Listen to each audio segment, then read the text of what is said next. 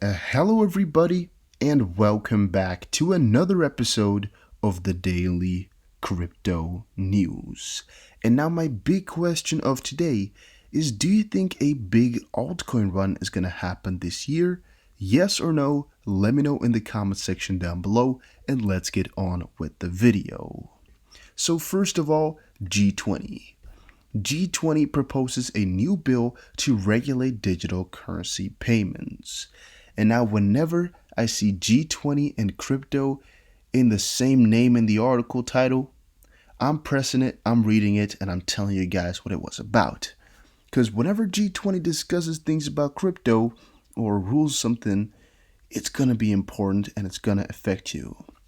Now, in this case here, there's first a very big freaking story about nothing really.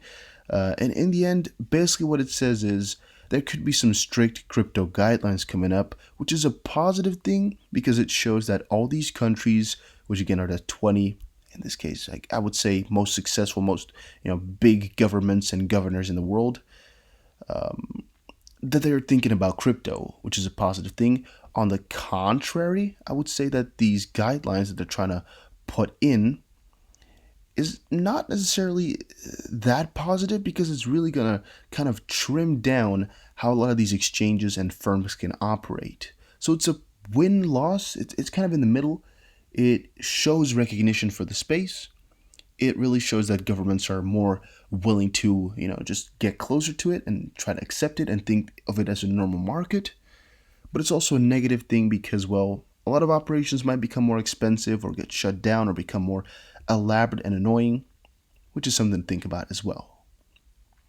Now, having the most important piece of news out of the way, though, because this is definitely some big news, there's not really any big, recency here. I don't really know exactly what was now recently announced and what was already known.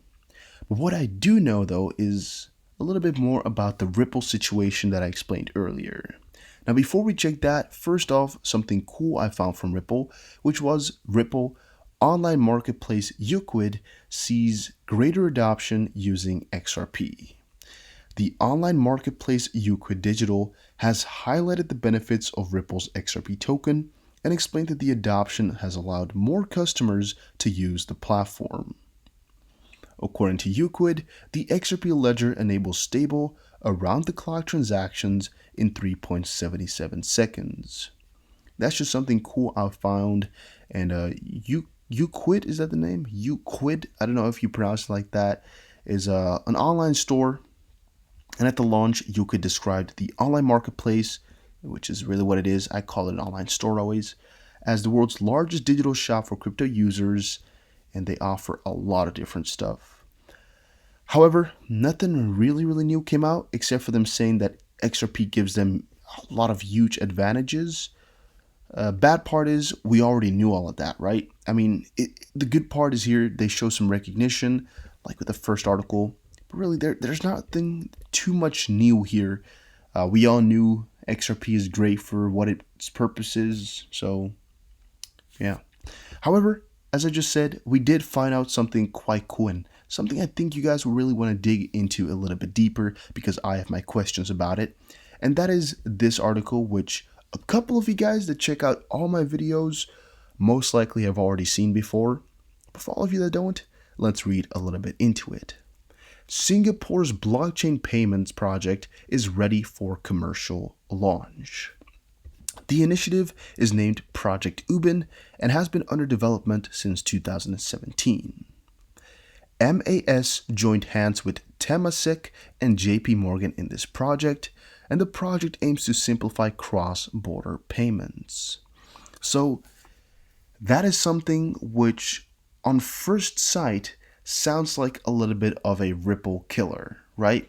If you hear that Temasek is working with JP Morgan and MAS, which stand for Monetary Authority of Singapore, on a solution or a project to simplify cross-border payments, it either sounds like Ripple or sounds really like a big piece of competition for Ripple. And now I asked on Twitter for you guys' feedback and you guys' comments on all of this, and I have yet to receive some, some bigger replies, but maybe I'll get it. Maybe we'll see. However, one really interesting tweet came by from XRP researcher as he said, I believe Ripple was mentioned in phase 2. And my dumbass didn't even know there was a phase 1, phase 2, phase 3, and anything like that. I just read this article and I was like, we knew about this before, but what is it all about? Because reading through it here, it's really kind of crazy actually if you read through it. Singapore has created a blockchain-based payment system. The Monetary Authority of Singapore, MAS, unveiled this news on July 13th, noting that the payment network has the potential to enable faster and cheaper international settlements. Per MAS, Project Ubin is a collaborative initiative with the industry that aims to explore the use of blockchain and distributed ledger technology for clearing settlement of payments and securities. The authorities added that the next step was rolling out the system commercially, and according to the official announcement, the system, dubbed Project Ubin, and has been under development since 2017. The final phase of the project saw the MAS join hands with Temasek, a state investor, and the agency also teamed up with JP Morgan in development of the multi-currency payment network. And now for use case, I think we can already understand exactly what the use case is. It's to boost and, I guess, develop the settlement sector, which is something that, again, really coincides with Ripple, and I was confused. I checked out the official announcement, though, because it's on the official Government of Singapore website, and one of the cool things I noticed is if you scroll down a little bit, as you can see here, there's a couple of phases to it. Now, phase 1 is tokenized SDG. MAS announced on November 16th of 2016 that it will be partnering with R3, a DLT company, and a consortium of financial institutions on a proof of concept project to conduct interbank payments using blockchain technology. The consortium includes the following financial institutions and then a list of them. Now, of course, one thing that's already really interesting is that there's mentioning here R3, because of course we have been hearing about R3 and Ripple for a very long time. I mean, here's some of the earlier mentions of the partnership of 2 years ago, and that is of course also because they had a lot of issues with the XRP that could be sold, yada. But also there's a clear association between Ripple and Corda, which, if we scroll down a little bit further here, is what they will be using. The consortium also includes the following 5 technology partners and their scope of appointment. And then with R3, that is support on the Corda DLT platform. And now, as I just said, link between R3 Corda and Ripple XRP are clearly there. We all know about it. We've been talking about it for years. But another very important one that's actually on this list, actually there's 2 of them, are Accenture and IBM. Now for IBM, this Hyperledger Fabric DLT platform is very complicated, and I could not find any links between this and Ripple in the direct sense. Again, you can read here a little bit about what it is, or just highlight one of these 2 things. You can read a little bit more about exactly what it entails. It's some difficult stuff. It's a little bit crazy, but I did not find any links with Ripple. However, for Accenture, it's just the clearest daylight, whatever. You can see here on the official Accenture website, Accenture banking real-time cross-border payments, the journey to real-time cross-border commercial payments using distributed ledger technology, and of course that has to do with Ripple. And again, the link between Accenture is official between Accenture and Ripple, and is also now official between Project Ubin and Accenture, I guess. And really the basic thing I'm wondering about is, first of all, where did he get the Ripple mention from? Because he says here, I believe it was mentioned in phase 2, and I checked it out, I couldn't find it. And here it says, I forget which phase then. I could have sworn it was 2. Not my computer to hunt it down, or not by my computer. Ubin mentioned Ripple's tech and JP Morgan's tech in one phase. Maybe it was Project Jasper.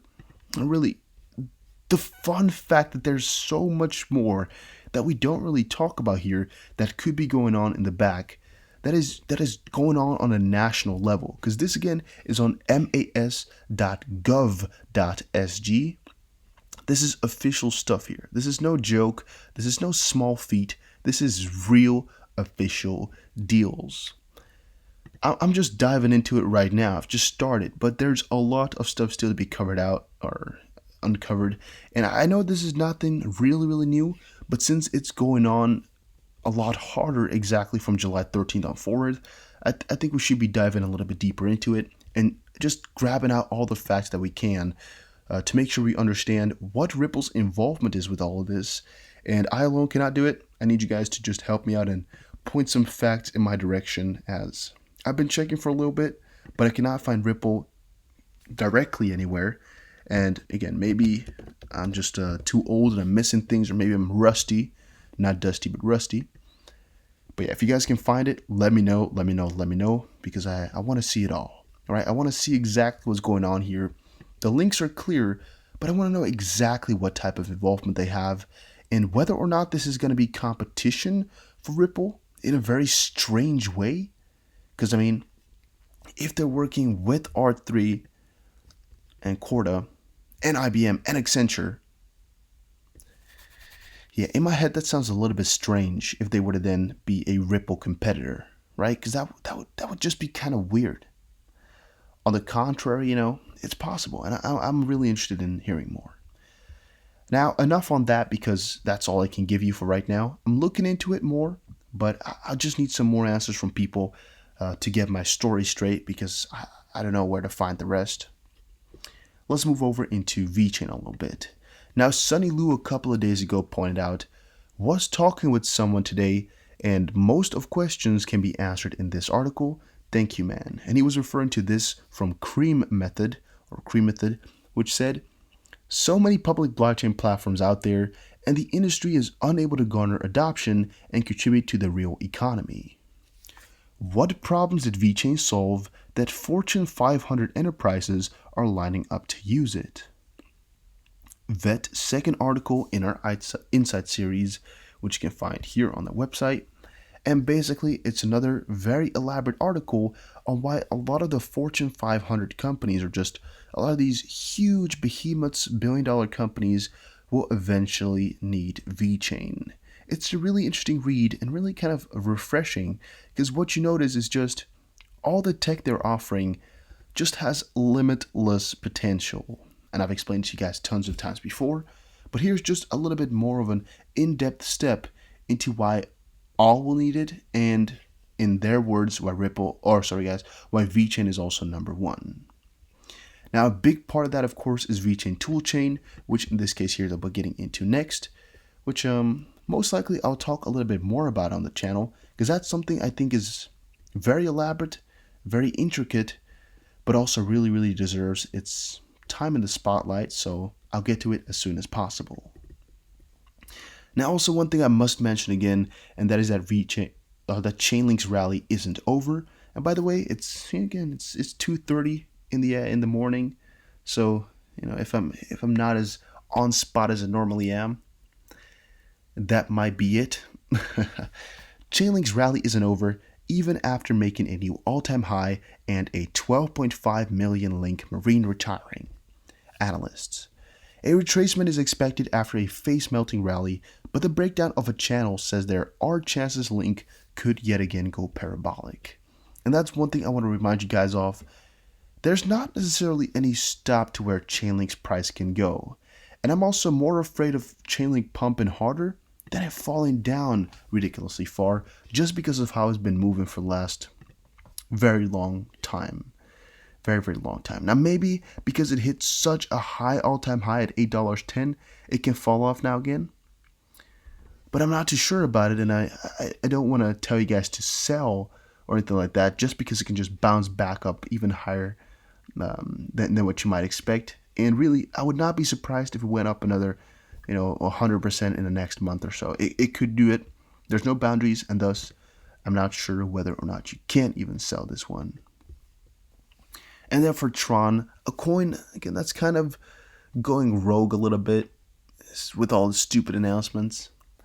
Tron signs new partnership to integrate TRX, JST into 13,000 ATMs across South Korea. self-indulged piece of crap that Justin Sun is. At least he's been acting like it for a little bit right now. But yeah, it's a small feat, small partnership. But some are saying that this is big. It's not going to do anything for the price. Even if the price goes up, it's not because of this news, because who cares about this, right? It's not useful. And yeah, you can see it's not being reflected quite well. But alright guys, that was it for today's video. Hopefully you all enjoyed it. If you did, make sure you press the like button and subscribe, and I will definitely see you guys again in another crypto video. As I just said, don't forget to press the like button and subscribe, because if you've subscribed and you don't like it, just unsubscribe later. It doesn't really hurt you or anything, and I think you'll enjoy the daily crypto updates. I'm doing a couple of videos a day, every single day from now on forward, so make sure you stay tuned, and I'll see you guys again in another one.